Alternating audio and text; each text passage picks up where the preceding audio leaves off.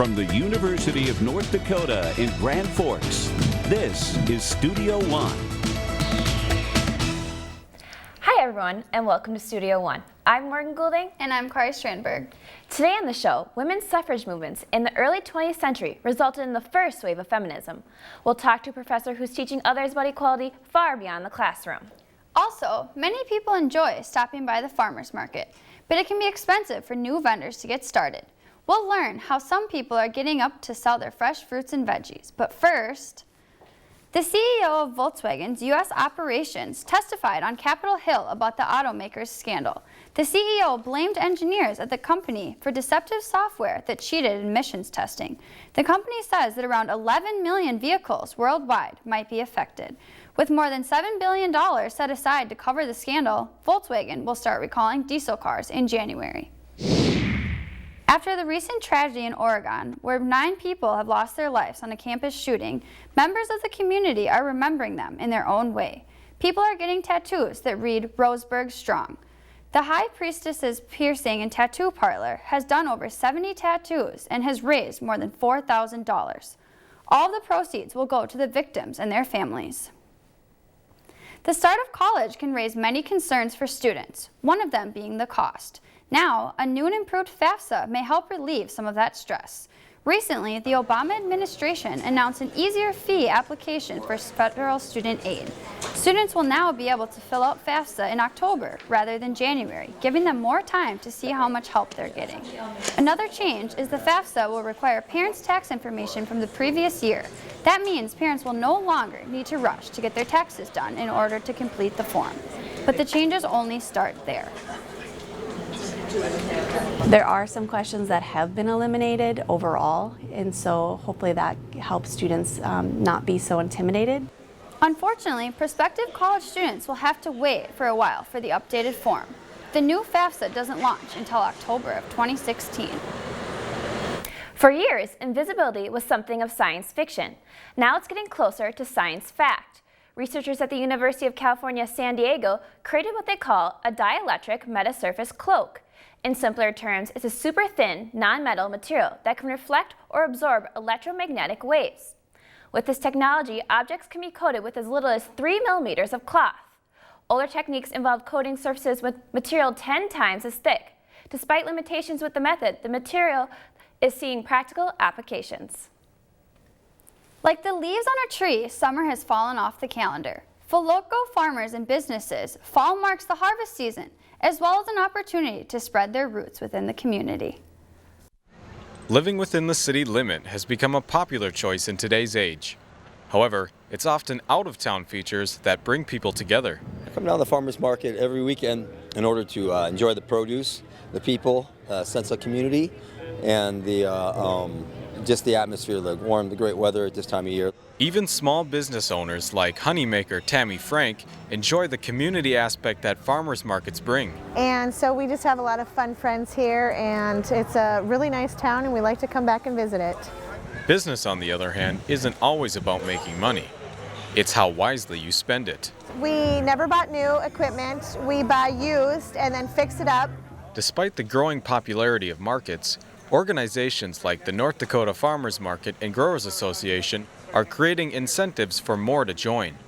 One incentive is a $200 grant for new vendors. Well, we could put $200 towards the farmers market fee for the table, to have the booth here. We can put it, towards our labeling so you can see what we have and what we're about. For sellers, markets enable even the smallest of businesses to remain visible. And for consumers, it offers direct contact with suppliers. You can get pretty much everything fresh. Even the food cooked here is good.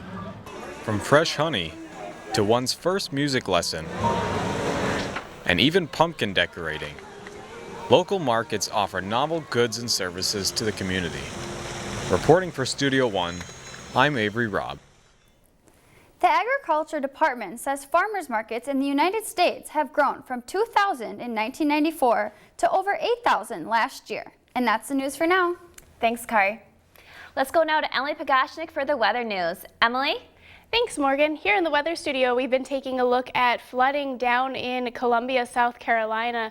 It has actually forced some evacuations for some homes and has flooded roadways. Officials are urging people to stay cautious because the flooding isn't quite over just yet. And here we see a truck drive across flooded roadways, and if you pay attention, you can actually see a piece of the road fall away. And officials again are urging people to stay off of flooded roadways if they can. A woman also had to be rescued from her home when she went into labor. She couldn't get to the hospital because of the flooded roadways, and they couldn't get to her, so they actually rescued her by canoe. Baby Elijah and mom are doing great. And now Hurricane Joaquin was forecasted using several different weather forecasting models, and these models, they run off of supercomputers that generate mathematical algorithms that create runs like this. I know right now it looks a little bit daunting because it has a bunch of numbers and a bunch of abbreviations, but as meteorologists we decipher it for you to make it a little bit easier to read. Now we take a look at a couple different models here and their differences. Here we just see a few rain bands that are kind of concise and more close together. You take a look at a second one at the same exact time, the precipitation bands are a little bit more farther apart, and as meteorologists we have to take chances to make sure we look at them both and make sure and put together our forecasts based off of what we most think due to our training and our instincts. And since hurricane season ends in a couple of months, a whole lot of people aren't really thinking about their spring flower beds, but right now is actually the perfect time for a few flowers. Winter frost is quickly approaching. That doesn't mean that planting season is quite over yet. As long as the ground is not frozen and it's still workable, you can plant. Now is the perfect time for planting tulips and other bulbs. You plant it, the roots form and get established, and then next spring, when they come out of dormancy, then that's when they start to grow. Spacing and depth do matter, but even inexperienced gardeners can have flowers for next spring. If you don't want to dig the hole and space them out, we actually have a planting mat that you just set right down in there. You do have to be careful on where exactly you place your bulbs, since not everywhere is ideal for growth. The north side is really not meant to be for bulbs. You want to have them where they get probably 4 to 5 hours of good sunshine a day. Though time is limited for fall planting season, plenty of water and decent sunshine will ensure a beautiful flower garden for the spring. And to ward off rodents who may make off with your freshly planted bulbs, you may want to put down some steel wire or sprinkle cayenne pepper across the area.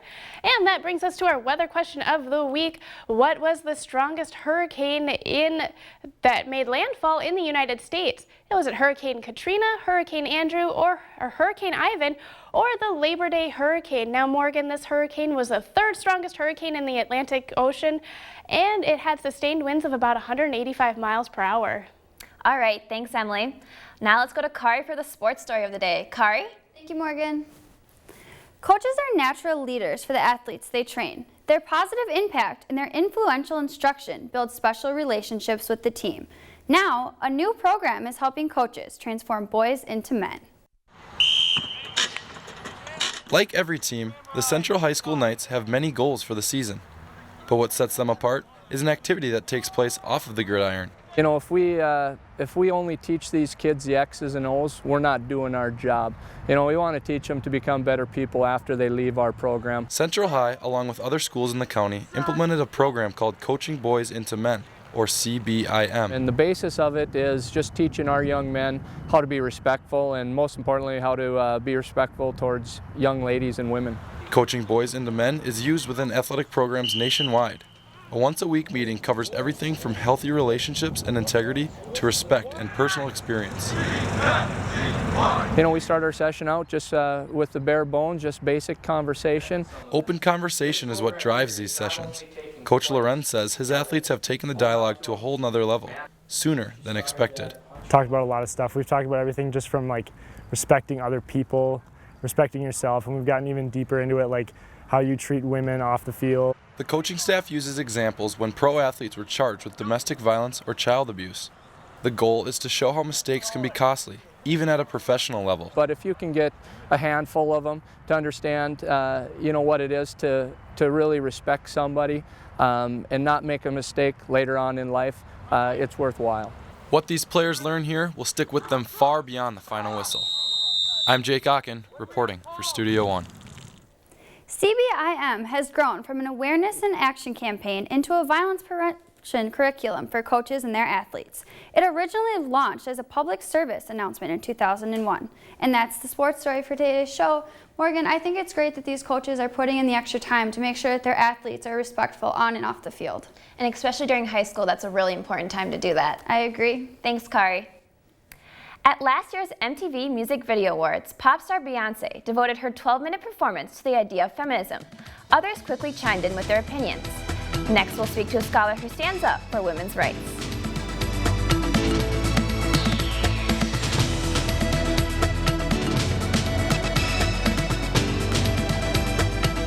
Closed captioning for Studio One is underwritten in part by NDAD, helping others to help themselves.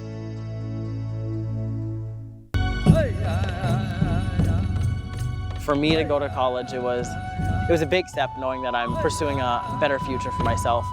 When you know that you have a small system there that you can still find comfort in, it really makes a difference. The support here and everything that they offer for us, you know, the tutors, the free meals, the family, the friends, basically just somewhere for you to relax and be comfortable and find that home feeling again.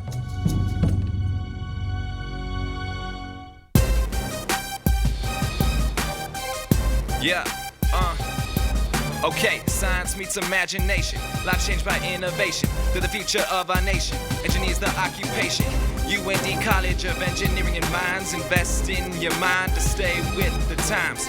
Formulas, machines, and all that's in between. They teach it all from wall to wall to help you succeed. Come on, it could be electrical, chemical, or civil. Our world-class staff will help you make it all official. Mechanical, petroleum, geology align at the UND's College of Engineering and Mines. Okay, become a leader, prove yourself among all your peers. Changing the world begins right here. You're not alone, but in the plan, we'll take your hand and help you stand with mentorship and advising. We'll do all we can. Okay, so if you want to join the party, simply calculate. The math adds up, so never think to hesitate. Education, leadership, and dreams combine at the UND College of Engineering and Mines.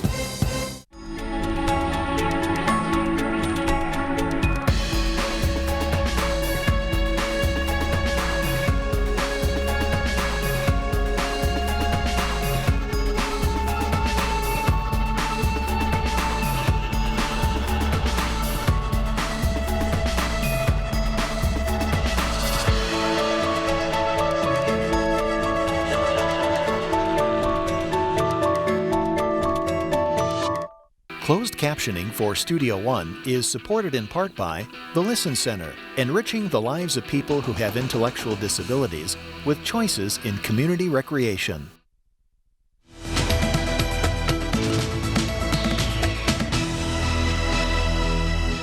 Feminism is a range of movements and ideologies that support equal rights for all, but that idea is sometimes negatively skewed in today's media and popular culture. University of North Dakota Gender Studies professor Nikki Berg-Burin joins us today to talk about feminism movements. Thank you for joining us today, Thanks Nikki. for having me. So first off, in your opinion, what is feminism? Well, feminism means a lot of different things to different people, and it certainly has changed over time since there was feminist thought. But I think across the board, there's this core idea that feminism is about human rights and equality and a commitment to social justice. And I know you teach classes and you advise a student group. What do you try to accomplish in those groups? Well, we try to make positive change in the world. I mean, women's studies is an interdisciplinary field, and it's, I sometimes talk to my students about how it's an activist discipline. We don't just learn for the sake of knowledge, that's good, but we also want to use that knowledge to make a positive impact on the world. And I also, certainly our student groups, the Third Wave is the one that I advise. This is our UND's feminist student organization. They are very much committed to doing that, raising awareness on campus and trying to, again, make positive change. So why do you think it's important to have a group like this on a college campus? Oh, a lot of reasons. I think first of all, it's a very welcoming place for people who might feel marginalized, who might feel that they are suffering oppression in different ways or disadvantages in certain ways. This is a welcoming group for them to come and find solidarity and community. Also, just raising awareness on campus. Not everybody takes a women's studies class. I wish everybody would, but they don't. So having students speak to other students and help them realize that there are issues that women, minorities, all sorts of different people are dealing with. So what have you done personally as a feminist to stand up for women's rights? Oh, I suppose lots of different things. I think my feminism to me is really a way of not only thinking but a way of living my life, and so it can be something as simple as the decisions I make on a day-to-day basis. And I'm not perfect. My feminism isn't perfect, but I try to, for example, not be judgmental of other women especially. I think sometimes women do that to each other and it's really problematic. So I try to be cognizant about that and make positive decisions. I also, if I have the opportunity to use my voice, I use it. And that's a great right that we have in this country especially, and I think a responsibility. So I attend city council meetings if there's an issue that's coming up. I attend school board meetings if there's a legislative forum. I've written letters to the editor, just talking to my family and friends about issues that are important to me. And I know you touched on third wave feminism, but what is that? Well, when we look at feminism historically, we have a tendency to break it into at least 3 waves. Sometimes people talk about a 4th wave. I'm not sure if we're there yet. But the first wave usually refers to the pre-Civil War period. Abolition was kind of the start of that, and it culminated with the women's suffrage in 1920 with the passage of the 19th Amendment. The second wave usually refers to the women's liberation movement of the 1960s and 70s. And then the third wave is what's happening right now, kind of a response to the backlash that occurred in the 1980s. So what is third wave feminism? Again, it means a lot of different things to different people, and feminists don't agree on every issue. But I think at the heart of third wave feminism are a couple of big things. First would be intersectionality and inclusivity, and the idea that, well, previous manifestations of feminism were largely led and they were created for white, middle-class professional women.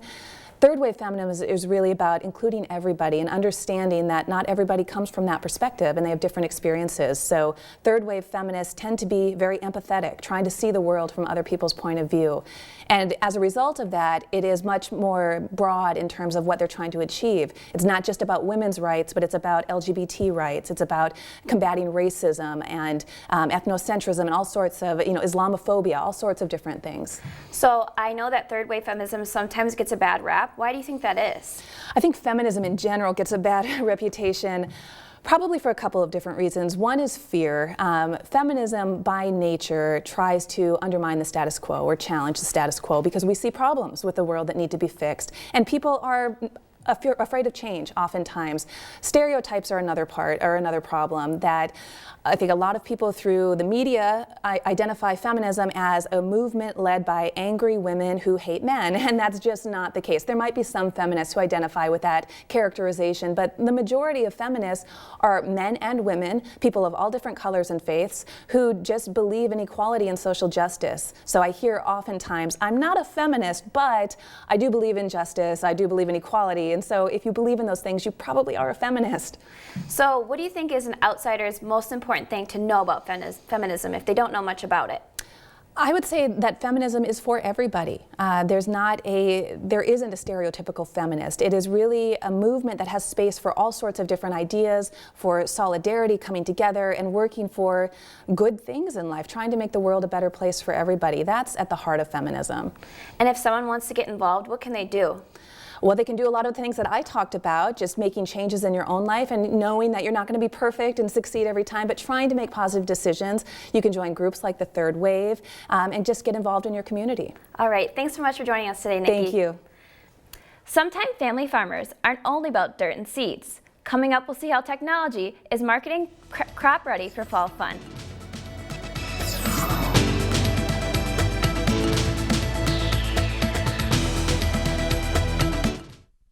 Studio One closed captioning is underwritten in part by Options, your disability information source.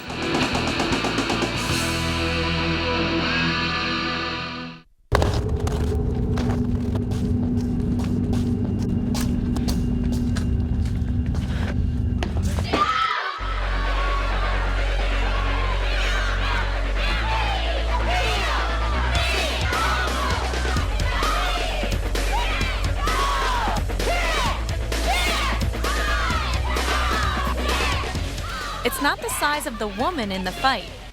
It's the size of the fight in the woman.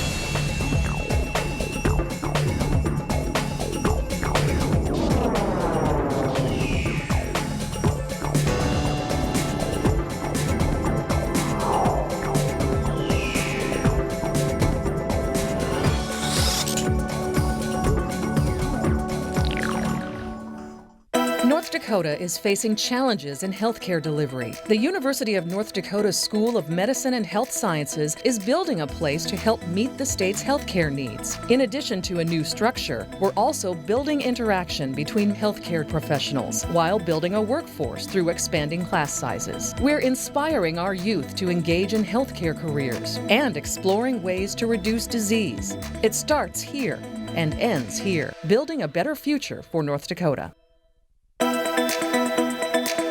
Really admire the faculty. They're the ones that kind of helped push me through this. Courses are hands-on and interactive. The communication program has so many different facets to it. One of the great things about the staff in the communication department is that they love what they do. They encourage you to really critically think and analyze everything you're learning. They're so into it, and it makes you want to be into it. To have the future you want and a career you'll be proud of, you'll need a great education.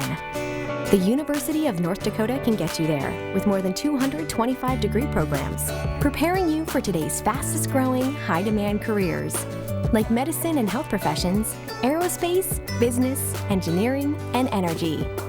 Schedule your campus visit today at und.edu/go, because to succeed, you need to be exceptional.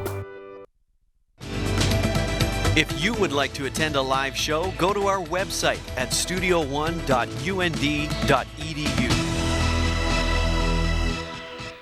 Peter Pan first hit the silver screen in 1924 as a silent movie. This year, the story has been given a brand new look with the release of Pan. Peter Pan is a young boy who can't seem to grow up. He spends his never-ending childhood adventuring and flying through the small island of Neverland. On his adventure, he interacts with mermaids, fairies, and even the dreaded Captain Hook. You are going to go to a world that is beyond your imagination. You're going to go to places and meet characters that are steeped in this great literature history, these beautiful, incredible characters. Prior to filming, many of the actors went through intense fight training for various stunt requirements. The cast was trained in swordplay, kickboxing, and even martial arts. Pan will be released October 9th with a PG rating. Class choices and lunch options aren't the only decisions that high school students have to face. Each morning they have to choose what to wear with a strict dress code to follow. Recently, a girl in Kentucky made headlines when she was called to the principal's office for showing her collarbone. We wanted your thoughts on whether dress codes are going too far or not far enough. We should be presentable, but how much is too far? Kids should be allowed to wear whatever they want to wear. I mean, government intrusion's gone far enough. I think that a sense of modesty for girls has just been lost over generations, and I think that typically they over-sexualize themselves, and it's never a good benefit. I mean, it's not like the 1800s anymore where they had to wear like full dress. They should be able to wear whatever they want as long as it's appropriate, and I don't think like wearing leggings or tank top is not appropriate. You know, I have a 17-year-old son in high school, and you see some of the girls walk around the school, and they're probably showing too much. Just look acceptable. That's kind of what I always go with when I go to school. I think it's probably gone a little bit too far. I mean, depending on like the situation, I guess, but just showing your collarbone probably isn't enough to like, you need to go home and change. A comment on Facebook from Taylor in Elk River, Minnesota. High school students should be allowed to wear anything. I feel that yoga pants are the same as athletic pants, so they should not be banned. Kelly from Tawas City, Michigan. If you can appear in public without getting arrested, it should be all right in school. You cannot legislate against poor taste or lack of good judgment. Weekend activities change as the temperature drops. For families looking for something fun to do, a day out in the country just may be the answer. With the leaves changing color and the warm days winding down, these families are taking advantage of their last days without a coat. It's a beautiful fall day, so we just thought that this would be fun to just get out and get some exercise and have fun with the new corn maze. The Valley Corn Maze is located on 80 acres of land. It takes about 30 to 45 minutes to get through, maybe more if you get lost. So we own a drone. If we have complaints of people being a little rowdy, we'll take it out there to see what's going on. It's our easy way to quick see the maze without having to walk out there. Matt Kruger, owner and operator of the Corn Maze, says this family fun destination didn't just pop up overnight. It took over a year of planning and hard work to become a reality. We planned it crisscross ways, planned it north-south one way, planned east and west the other direction. That way it gets more of a fill-in. Had a company we work with that does the design. Kruger said that after the plans were finalized, they used a GPS connected to a riding lawnmower to follow the lines and cut out the design. The Corn Maze has a lot more to offer than just making your way through the stalks. It also contains a wide variety of educational games and activities such as a sandbox filled with corn seed and egg trivia questions around the entire maze. Like, how many loaves of bread do you get out of 1 acre of wheat? So just different things like that. How many crayons do you get out of an acre of soybeans? Try to educate the common person on, hey, egg is still a big thing to you. This stroll through the field is more than just lefts, rights, and circles. You might also learn something. With photographer Nick Moan, this is Jake Larson, reporting for Studio One. Matt says this is the first year his family designed and grew a corn maze. They plan to make this an annual tradition. Morgan, I can't imagine the amount of hard work that went into that. He said a whole year it took them to get all of that done. And for the first year, they had so many people show up, and the kids look like they were having a blast, though. Yeah, looks like a great day for some family fun to me. Thanks, Kari. Now, Emily joins us in the studio with a final look at the weather. Emily? Thanks, Morgan. As we look at temperatures for the next week, we're going to be way above average for most of the country. The Four Corners area being pretty hot. For precipitation, the Four Corners area is going to look to get some rain. It's mainly going to stay along the Mexican border. Otherwise, everyone else is going to be pretty dry. And brings us back to our weather question of the week. What was the strongest hurricane to make landfall in the United States? That was actually the Labor Day hurricane back in 1935. And that hurricane started off with modest beginnings and quickly grew into a Category 5 hurricane before it hit the Florida Keys. And Morgan and Kari, that hurricane actually interrupted some construction on U.S. Highway 1, which connects the country to the Florida Keys. Well, for Labor Day weekend, that sounds like the worst way to spend it. Thanks, Emily. And that's our show for today. As always, you can follow us on social media or get more information on our website. From all of us here at Studio One, have a great week.